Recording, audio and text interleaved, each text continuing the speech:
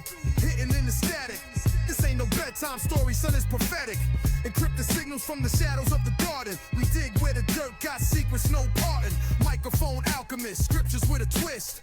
Peep the frequency, seeds in the mist. We drop bars like plagues, revelations in the cadence. Broadcasting truth while they trapped in surveillance. Wisdom with a watchman's blade. Fourth watch style while your whole system fade. Blood moons, Nephilim, echoes in the pine. Sasquatch stomping through the fault lines of time. We ain't mainstream, we ancient stream. Cypher with the prophets, decode the dream. So if you tuned in, better guard your mind. It's broadcasting seeds and we breaking the design. Yeah. Straight from the broadcast studio. Hidden in the static. I'm Bennett Danton, and tonight we're lighting a match in the dark room where America keeps its moon memories. Did we really set boots on that gray dust, or did we stage the greatest Hollywood B-roll of the Cold War? Here's the uncomfortable tension. There's real, physical evidence that Apollo happened, and there are also real bureaucratic knots that make it feel like we lost our way back. First, the receipts. Point a high-powered laser at the moon and ping. Light comes back off mirror rays Apollo astronauts left there. That isn't folklore. That's an ongoing experiment called lunar laser ranging that scientists still use to measure the Earth-Moon distance down to the millimeter. It's not sexy TV, but it's hard evidence. NASA's own pages lay it out. And even note the Soviet reflectors are part of the network. And if you want photos, the Lunar Reconnaissance Orbiter has imaged the landing sites from above. Descent stages, footpaths, rover tracks, like crime scene photos taken by the world's quietest detective. So why the persistent feeling that we can't go back? Part of it is a quote that's been memed to death. An astronaut saying, in effect, we don't have the technology anymore. The viral version skips the boring truth. Apollo was a once-in-a-generation industrial surge. The factories closed, the tooling scattered, the contractors merged, retired, or died, and the documentation lives across thousands of reports, drawings, and vendor specs. Not a single IKEA manual labeled how to build Saturn V. The National Archives has addressed this directly. The plans weren't destroyed. The reality is just more complicated. Recreating the capability is the mountain, not finding a mythical lost PDF. And yet, we are trying to go back. Artemis 1 flew an uncrewed loop around the moon in 2002. Then engineers found heat shield behavior they didn't love. So NASA pushed the crewed Artemis 2 to April 2026 and the landing mission to mid-2027 to make sure it's right. That's not defeat, that's risk mitigation with people's lives on the line. Today, we'll hold two ideas at once. One, the evidence of Apollo is tangible. Two, the path back isn't as simple as dusting off a blueprint because national ambitions, budgets, politics, and fragile supply chains they just don't live in museums. We'll follow the paper trail of the lost Saturn V, test the strongest hoax claims against hard data, and ask a bigger question. Why did America let its greatest capability atrophy? And what does that say about us now? If you dig work like this, curious, respectful, unafraid to poke the bear, do me a solid. Like, share, and review Broadcasting Seeds. That's how the show grows and how these conversations reach the folks who need them.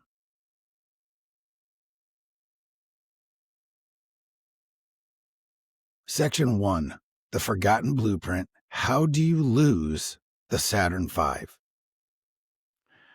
All right, let's start with the most maddening part of this whole moon saga. The fact that NASA, the crown jewel of American science, basically shrugged its shoulders and said, yeah, we don't have the technology to go back to the moon. So what? That's like Da Vinci painting the Mona Lisa, tossing his brushes into the fireplace and telling everyone he forgot how to mix paint. The Saturn V rocket was a beast. Over 360 feet tall, capable of hurling 140,000 pounds into low Earth orbit and 50,000 pounds to the moon. It was the single most powerful machine humans have ever built. And here's the kicker. We stopped making them in 1973. The blueprints? Scattered across warehouses, offices, and contractor file cabinets. Some documents went to archives. Others were never properly cataloged. And a lot were stored in systems that became obsolete long before the internet. Imagine your grandma's attic, but instead of yellowing recipe cards, it's full of schematics for lunar engines. Now, people take that fact and run wild with it. If we lost the blueprints, maybe we'd never have had them in the first place. It's a seductive thought, right? But the more boring and maybe more damning reality is that it wasn't a Bond villain conspiracy. It was bureaucracy. NASA didn't think it would need those rockets again. Apollo was about beating the Soviets, not building a sustained moon colony. Once the flag was planted, public interest just tanked. I mean, we deal with this now with all kinds of things. Vietnam just drained budgets, and politicians saw no point in cutting more checks for expensive lunar road trips. Still, let's not give them too easy of an out. How does the most advanced project in human history get treated like an old box of receipts? Some former engineers have said the knowledge wasn't lost, but that the expertise aged out. The guys who built the Saturn V retired or died, and the specialized manufacturing process like welding those massive fuel tanks or machining those engines weren't passed down because they didn't need to be. It's like finding an ancient sword buried in the dirt, but forgetting how to forge steel. And here's where this all gets spicy. Losing the technology doesn't just look sloppy, it fuels the conspiracy fire. Because if the US government can misplace the key to the stars, what else are they hiding? Was Apollo just a PR stunt with Hollywood lighting and Kubrick behind the camera? And now they're scrambling to cover their tracks? Or is it worse? That we did go, but found something we weren't meant to mess with. And the sudden amnesia, it was just convenient. At the end of the day, this isn't just about rockets. It's about how a nation can light up the night sky with fire and ambition, only to snuff it out with apathy and paperwork. We lost more than blueprints. We lost momentum. And maybe, just maybe, that was by design.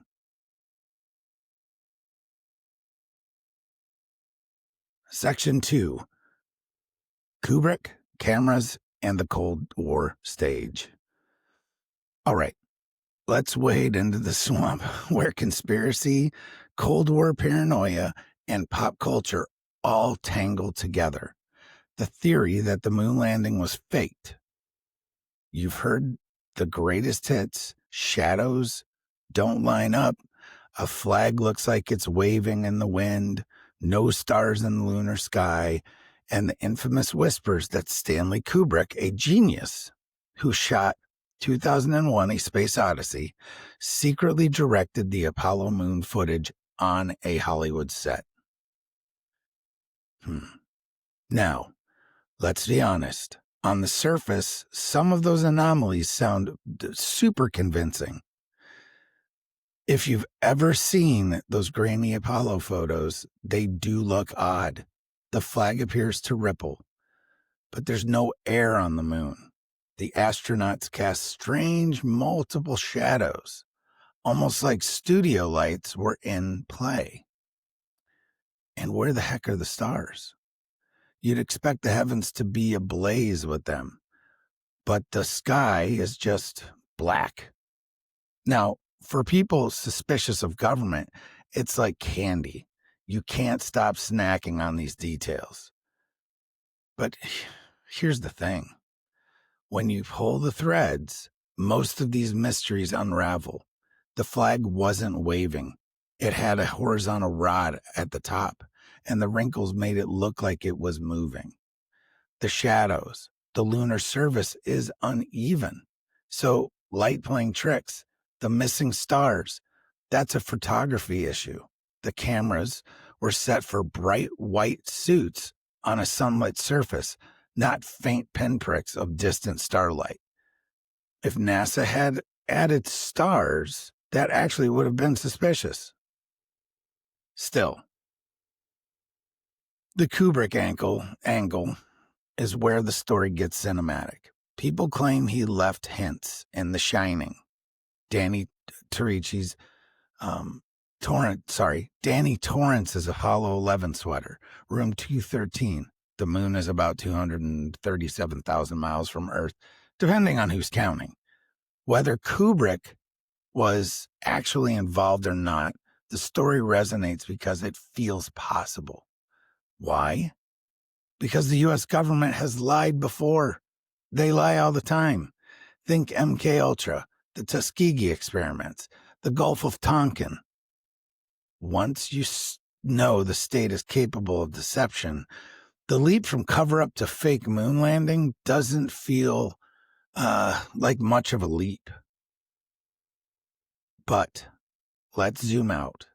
If the landings were staged, the motive was clear. The Cold War, beating the Soviets, wasn't just about rockets, it was about ideology. Freedom versus communism, capitalism versus collectivism.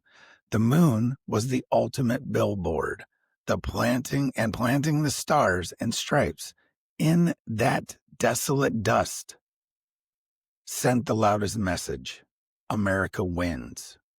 Did we need to really go, or did we just need the world to believe that we went? Even if you accept the evidence that we did go, the fact that millions still believe that we didn't says something deeper. It shows a fracture in trust. Once faith in government, truth-telling breaks, even your proudest achievements start to look like smoke and mirrors. That's the real ghost haunting Apollo, not Kubrick's camera, but doubt itself. Section 3. One-way trip. Why haven't we gone back? So here's the elephant in the room, or maybe the astronaut in the room. If we really went to the moon in 1969, why haven't we been back with ease? Think about it. More than 50 years of technological progress, computers in our pockets, more powerful than the systems that guided Apollo, private companies landing reusable rockets like sci-fi toys, and yet no repeat of the giant leap for mankind. For a lot of folks, that absence screams louder than any footprint in the lunar dust. The official explanation? They start with politics and money. The Apollo missions were insanely expensive. By today's dollars, the program cost over $250 billion. That kind of cash was only justifiable during the space race, when beating the Soviets was a national obsession. After the flag was planted and the Cold War narrative secured, public interest it's flat out plummeted. By Apollo 13, Americans were already changing the channel. NASA was left with shrinking budgets and orders to focus closer to home, like on Earth orbit, the space shuttle, the International Space Station. Then there's the human factor. Space is freaking dangerous. Apollo 1 saw 3 astronauts die in a fire on the launch pad. Apollo 13 nearly ended in disaster. Every trip to the moon carried risk, and politicians weren't eager to explain to voters why their tax dollars ended in funerals. A one-way tragedy could have unraveled the victory narrative. In that sense, not going back was a safe move, not technologically, but politically. But let's be real. This gap in lunar visits fuels some darker speculation. Some believe we did go, but we weren't alone.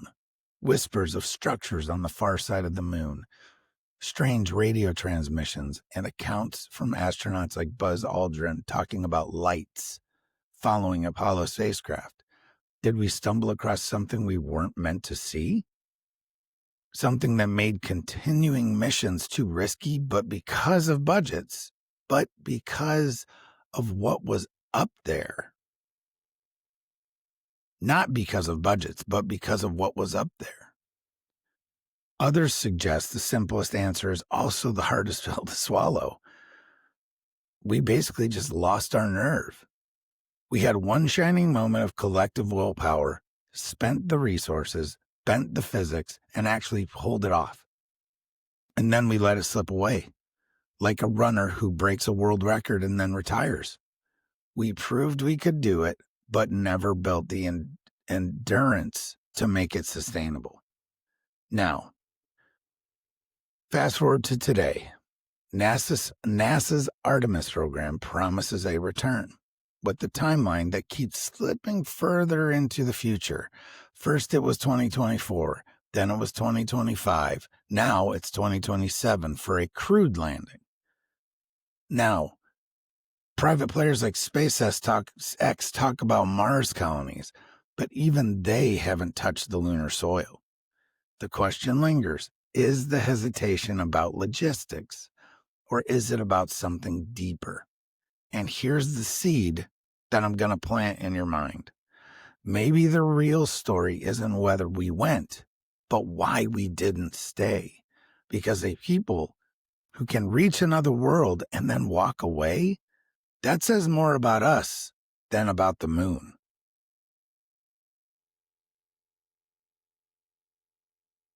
So here's where we land.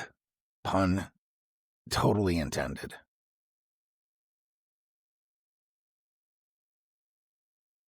The Apollo missions are either humanity's proudest achievement or history's most elaborate magic trick, depending on which rabbit hole you prefer. We have evidence that suggests we left more than just footprints on the lunar surface, and yet we've lived half a century with nothing but promises to go back. That gap, that silence, is where doubt grows. And that's the bigger point. It's not just about whether Neil Armstrong really hopped around in low gravity. It's about what we've lost since then. And that's confidence, curiosity, momentum, maybe even trust. Civilization that can touch another world but won't return to it has to ask, what else have we set down and walked away from? As with most mysteries, the truth is layered. There's bureaucracy, there's budget cuts, and burned out ambition.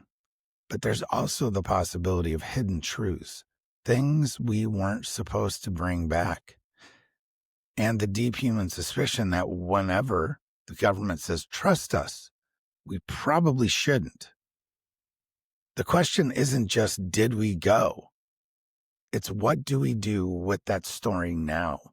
Because whether Apollo was a leap or a lie, its shadow still shapes us. So if you dug this conversation, if it made you question, laugh, or even shake your head, do me a favor. Like, share, and review the show. That's how Broadcasting Seeds grows. That's how these seeds we plant sprout into real conversations in kitchens, classrooms, and late night campfires. I'm Bennett Tanton, and this has been Broadcasting Seeds. Keep looking up, keep questioning, and keep planting those seeds of doubt and discovery.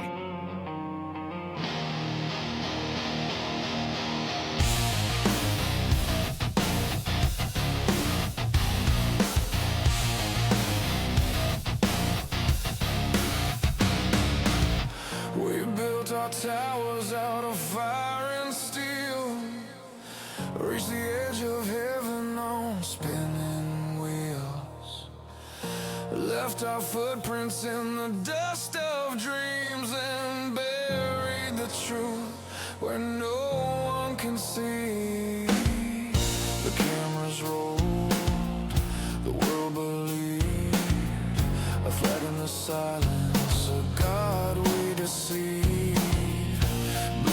Lost in a bureaucrat's haze, the stars went quiet, and so did our fate. Silver screens and shadows bleed, truth and myth are Siamese. Did we climb or did we fall? Who's still watching through it all?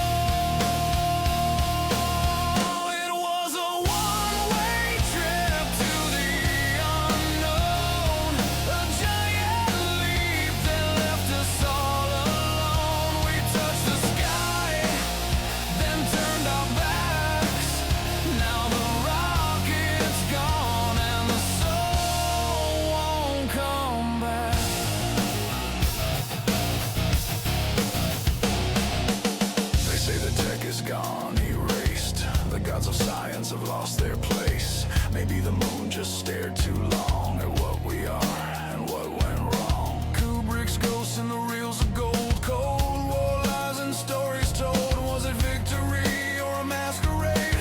History's film, one take, one fade.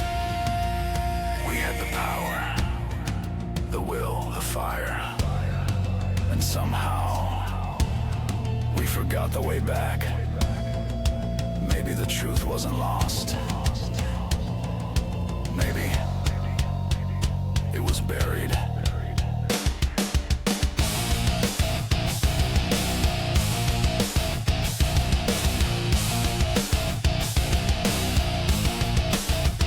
We never went back. We never went back. One-way trip